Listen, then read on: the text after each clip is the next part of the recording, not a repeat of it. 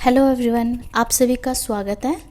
आज हम class 8 science chapter 5 कोयला और पेट्रोलियम के क्वेश्चन आंसर्स डिस्कस करेंगे। एक्सरसाइज के क्वेश्चन आंसर्स स्पेशली हम यहाँ डिस्कस करेंगे।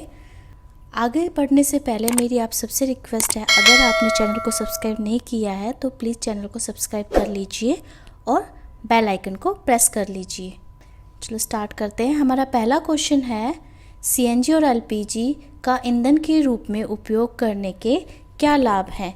सीएनजी को हम कहते हैं संपीड़ित प्राकृतिक गैस और एलपीजी को कहते हैं द्रवित पेट्रोलियम गैस। सीएनजी का प्रयोग हम वाहनों यानी कि गाड़ियों में करते हैं, एलपीजी का प्रयोग हम घरों में ईंधन के रूप में करते हैं।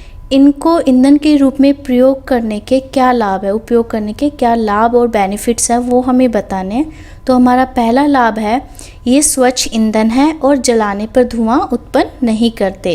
यानी कि जब हम इनको यूज़ करते हैं, इनका प्रयोग करते हैं तो इनको जलाने पर कोई भी धुआं नहीं उत्पन्न होता। दूसरा है, एलपीजी और सीएनजी दोनों को संग्रहण करना तथा वहन करना आसान है।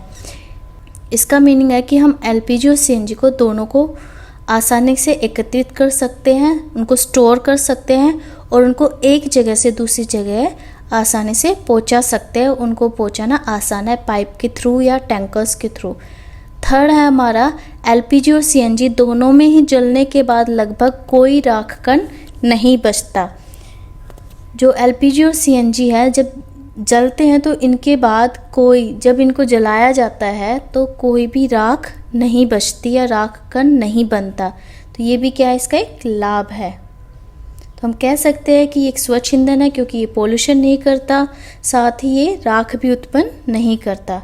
हमारा नेक्स्ट क्वेश्चन है, पेट्रोलियम का कौन सा उत्पाद सड़क निर्माण हेतु उपयोग में लाया जाता है। पेट्रोलियम का ऐसा कौन सा उत्पाद है जो सड़क बनाने में जिसका हम प्रयोग करते हैं। तो आपका आंसर आएगा बिटुमेन।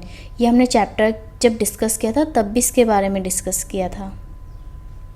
हमारा थर्ड क्वेश्चन है, वर्णन कीजिए मृत वनस्पति से कोयला किस प्रकार बनता है, यह प्रक्रम क्या कहलाता है। इस क्वेश्चन में हमें बताना है कि वो कोयला बनने की प्रक्रिया क्या है और इस प्रक्रिया को, इस प्रक्रम को हम क्या कहते हैं। तो हमारा आंसर है, लगभग 300 मिलियन वर्ष पूर्व पृथ्वी पे जो निचले जलीय क्षेत्र थे वहाँ क्या थे, घने वन थे, जंगल थे, बहुत सारे पेड़ पौधे थे। बाढ़ जैसे प्राकृतिक प्रक्रमों के कारण ये वन मृदा के नीचे दब गए। बाढ़ वगैरह ये प्राकृतिक आपदाएं, इनके कारण क्या हुआ, जो ये वन थे ये मिट्टी के नीचे दब गए। उनके ऊपर अधिक मृदा जम जाने के कारण वे संपीड़ित हो गए और धीरे धीरे जब इन पे मिट्टी जमती चली गई, मृदा जमती चली गई तो ये कैसे हो गए, सिकुड़ गए, संपीड़ित हो गए। और जैसे जैसे वे गहरे होते गए उनका ताप भी बढ़ता गया। जैसे जैसे ज़मीन में ये नीचे दबते चले गए तो अंदर जो क्या है, इनका ताप भी बढ़ता गया। उच्च दाब और उच्च ताप पर पृथ्वी के भीतर मृत पेड़ पौधे धीरे धीरे किस में परिवर्तित हो गए, कोयले में परिवर्तित हो गए। और जो कोयला है उसमें मुख्य रूप से क्या पाया जाता है, आपका कार्बन पाया जाता है। तो जब ये मृत वनस्पति क्या है, टाइम के साथ, समय के साथ उच्च दाब और उच्च ताप वाली परिस्थितियों के कारण धीरे धीरे किस में परिवर्तित हो गए, कोयले में परिवर्तित हो गए, इनसे कोयला बन गया। और जो ये मृत वनस्पति के धीमे प्रक्रम द्वारा जो कोयले बनने की प्रक्रिया है, इसी को हम क्या कहते हैं, कार्बनीकरण। यानी कि ये जो प्रक्रम है ये क्या कहलाता है, आपका कार्बनीकरण कहलाता है। हमारा नेक्स्ट क्वेश्चन है, रिक्त स्थानों की पूर्ति कीजिए। पहला है, कोयला तथा पेट्रोलियम जीवाश्म ईंधन है। यहाँ पे आपका आंसर है कोयला और पेट्रोलियम। बी है, इसमें पेट्रोलियम के विभिन्न संघटकों को पृथक करने का प्रक्रम क्या कहलाता है, परिष्करण कहलाता है। तो आपका आंसर है परिष्करण। सी है, वाहनों के लिए सबसे कम प्रदूषक ईंधन कौन सा है, सीएनजी। सीएनजी का हम गाड़ियों में यूज़ करते हैं, ना तो ये प्रदूषण करता, ना धुआं छोड़ता और ना ही राख बनाता, इसलिए ये सबसे स्वच्छ ईंधन है।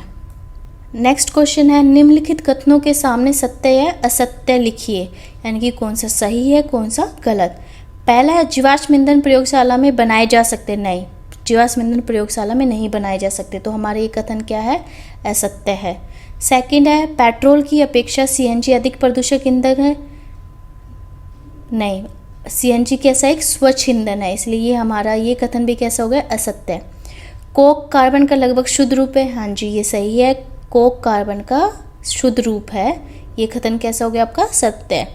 कोल तार विभिन्न पदार्थों का मिश्रण है। हाँ जी, लगभग 200 पदार्थों का मिश्रण है, इसीलिए ये कथन भी आपका कैसा है? सत्य है। मिट्टी का तेल एक जीवाश्म ईंधन नहीं है, ये असत्य है। मिट्टी का तेल भी कैसा है? एक जीवाश्म ईंधन है, क्योंकि ये हमें पेट्रोलियम से मिलता है, तो ये भी क्या कहलाएगा आपका? जीवाश्म ईंधन।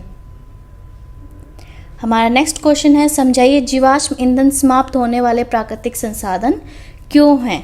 हमारा आंसर है कोयला और पेट्रोलियम जीवाश्म ईंधन है, इनके बनने में लाखों वर्ष का समय लग जाता है, जबकि इसी तरह अंधाधुंध उपयोग होता रहा तो ये 100 वर्षों में ही समाप्त हो जाएंगे। इनकी बनने की प्रक्रिया जटिल और लंबी है, इसीलिए जीवाश्म ईंधन समाप्त होने वाले प्राकृतिक संसाधन है। क्योंकि कोयला और पेट्रोलियम को बनने में लाखों और मिलियंस ऑफ ईयर्स लग जाते हैं, अगर हम इसी प्रकार इनका अंधाधुंध उपयोग करते रहे तो ये लगभग 100 साल और चलेंगे और फिर इनके स्रोत जो है वो ख़त्म हो जाएंगे। क्योंकि इनको बनने में ज़्यादा समय लगता है, लेकिन खर्च करने में इतना समय नहीं लगता, इसीलिए जीवाश्म ईंधनों को हम क्या कहते हैं? प्राकृतिक संसाधन, समाप्त होने वाले प्राकृतिक संसाधन कहते हैं। हमारा 7वां क्वेश्चन है, कोक के अभिलक्षणों और उपयोगों का वर्णन कीजिए। तो इसके अभिलक्षण है, यह एक कठोर, संरंध्र और काला पदार्थ है। ये इसके क्या है? अभिलक्षण, यानी कि इसकी विशेषताएं। ये कार्बन का शुद्ध रूप है। इसके उपयोग हैं, ये इस्पात के औद्योगिक निर्माण यानी कि स्टील उद्योग में और बहुत से धातुओं के निष्कर्षण में इसका उपयोग किया जाता है। बहुत सारी धातुओं को शुद्ध रूप में परिवर्तित करने के लिए इसका प्रयोग किया जाता है। हमारे इस चैप्टर का लास्ट क्वेश्चन है, क्वेश्चन नंबर 8, पेट्रोलियम निर्माण के प्रक्रम को समझाइए। पेट्रोलियम का निर्माण समुद्र में रहने वाले जीवों से हुआ है। जब ये जीव मृत हुए, इनके शरीर समुद्र के पैंधे में जाकर जम गए और फिर रेत तथा मिट्टी की तहों ने इनको ढक लिया। लाखों वर्षों में वायु की अनुपस्थिति, उच्च ताप ने मृत जीवों को किसमें परिवर्तित कर दिया? पेट्रोलियम में परिवर्तित कर दिया। इस प्रकार पेट्रोलियम का निर्माण होता है। पेट्रोलियम का निर्माण, जो समुद्र में रहने वाले जो जीव थे, जब वो मर गए तो वो क्या हो जाते हैं? मरने के बाद समुद्र के तल में बैठ जाते हैं। तल में बैठने के बाद उनके ऊपर रेत और मिट्टी उनको ढक लेती है। लाखों वर्षों की इस प्रक्रिया के बाद जब वायु की अनुपस्थिति होती है, उच्च ताप और उच्च दाब होता है, तो ये मृत जीव किसमें परिवर्तित हो जाते हैं? पेट्रोलियम में परिवर्तित हो जाते हैं। इस प्रकार पेट्रोलियम का निर्माण होता है। अगर आपको वीडियो पसंद आई है तो please like the video and subscribe the channel.